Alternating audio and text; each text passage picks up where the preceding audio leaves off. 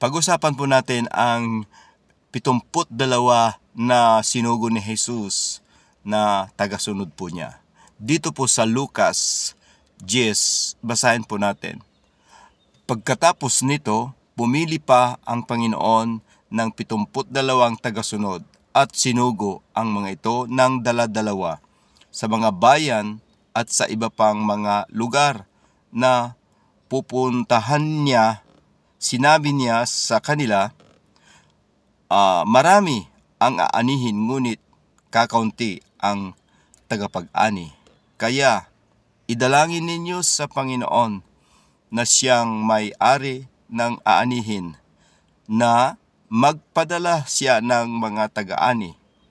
Sige, lumakad na kayo, ngunit mag-ingat kayo dahil tulad kayo ng mga tupang isusugo ko sa mga lobo. Huwag kayong magdala ng pitaka, bag o sandalyas at huwag kayo nang mag-aksaya ng panahon sa pakikipagbatian sa daan. Pagpasok ninyo sa alinmang bahay, sabihin muna ninyo, maghari nawa ang kapayapaan sa tahanang ito. Kung ang nakatira roon ay maibigan ng kapayapaan, mapapasa kanila ang kapayapaan idinadalangin ninyo. Ngunit kung hindi rin nila makakamtan iyon. Purihin po ang Panginoon. Ang Panginoon ay nagsugo po pa ng 72 na magpahayag ng kaharian ng Diyos. Itong 72, sinabi po ng Panginoon na napakarami po ang aanihin. At sabi po ng Panginoon na idalangin ninyo sa Diyos na magpadala pa siya ng mga mag-aani. Dahil kukunti ang nag-aani, pero napakarami po ang aanihin. So, sa madaling sabi po, ang Panginoon, sinabi po niya ito sa mga 72 na kukunti ang mag-aani. At alam po natin na ang kanilang aanihin ay ang mga kaluluwa, ang mga tao na nawawalay sa daan o parang tupa na nawawala na hindi po matagpuan ang mga pastol. Ito'y kanilang ipapahayag ang paghahari ng Diyos. At ano po ang ginawa ng mga 72? Dala-dalawa silang humayo. At sinabi ng Panginoon na huwag silang mag-aksaya ng panahon sa pakipagbabatian sa gitna ng kalsada. At pumunta kaagad sila sa mga bahay-bahay na kung saan ibibigay po nila ang kapayapaan sa kanila. Ibabati po nila ang kapayapaan sa mga papuntahan nilang mga bahay-bahay. At kung tatanggapin po sila, mag-i-stay sila doon. At kung hindi, ay aalis sila, ipagpag nila ng kanilang sandalyas bilang isang patunay o ipagpakita na hiniiwan nila sa kanila ang kanilang pagtanggi sa ipinapahayag po nilang mabuting balita. So, ano po ang ibig sabihin ito sa atin o ang gusto ng Panginoon sa mga 72? Ang Panginoon ay nangangailangan talaga ng manggagawa na hindi po niya kakayanin na siya ay mag-isa na humayo. Ang ginawa po niya, nagturo po siya, tinuruan po niya, ipinakita po niya sa mga tagasunod po niya ang kanya pong gawain o ang kanya pong pakay kung kaya't naparito ang Panginoon. Dahil po nga ang mga tao ay parang tupang nawawala at hindi alam kung saan patutungo. So naparito ang Panginoon para hanapin o i-harvest ang mga tupang iyon, ang mga taong kaluluwang mga iyon. At itong 72 ang ihinahayo ng Panginoon. Ano pong ginawa po nila? Sila ay nagpahayag ng kaharian ng langit at nagpagaling ng mga may sakit at nagpalayas ng mga demonyo. At ang ginawang ito ng mga 72 ay tuwang-tuwa po sila dahil sa kanilang natanggap na autoridad sa ating pong Panginoon ay maging ang mga demonyo, maging ang mga may sakit ay gumaling. Dahil binigyan po ng Panginoon ang kapangyarihan na magpagaling at magpalayas ng mga demonyo ang mga 72 ito na tagasunod ni Jesus. So in other words po, ano po ang gusto ng Panginoon sa atin ngayon?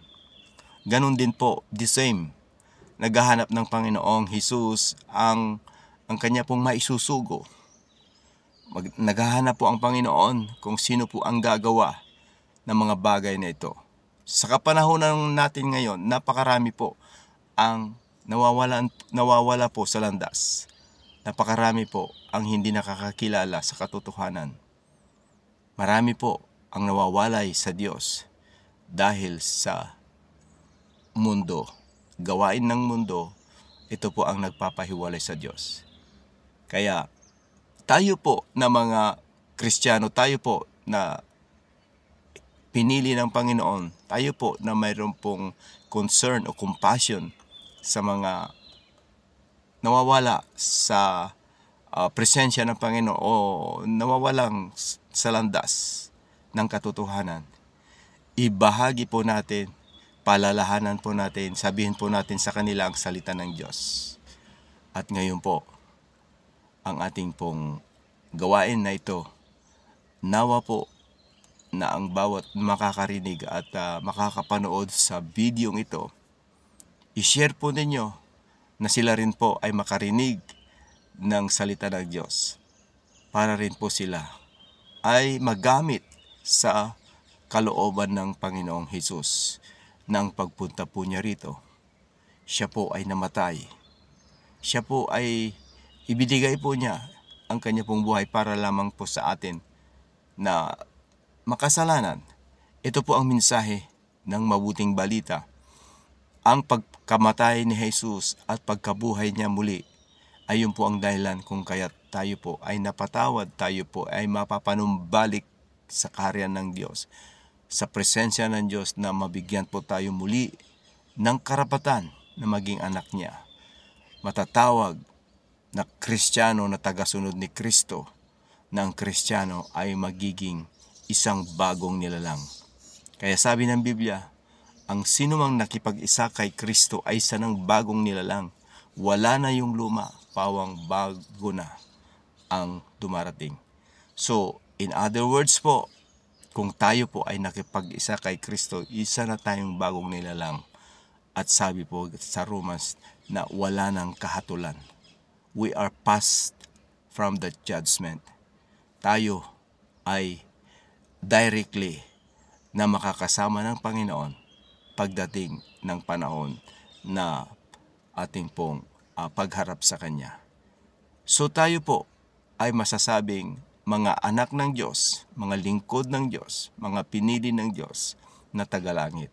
Because Christians, ang citizen po niya ay hindi na po dito sa lupa, kundi sa langit.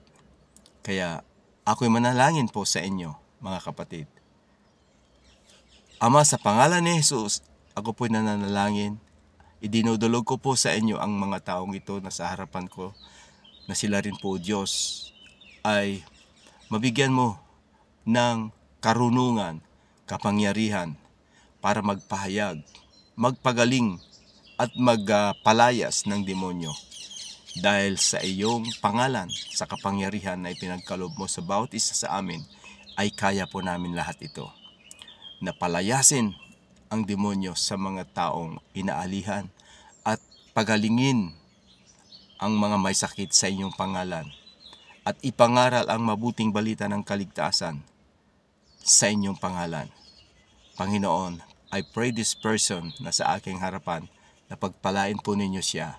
Bigyan po ninyo siya ng karunungan at kapangyarihan sa pamamagitan po ng banal na Espiritu na kanya pong makakasama, lulukob sa kanya, na without the Holy Spirit, Lord God, hindi po niya kaya. Kaya Panginoon, dalangin ko na ang puspos ng banal na Espiritu ay sumaka nila para magampanan po nila, magawa po nila na ang iyong binigay na gawain na mag-ani sa mga aanihin.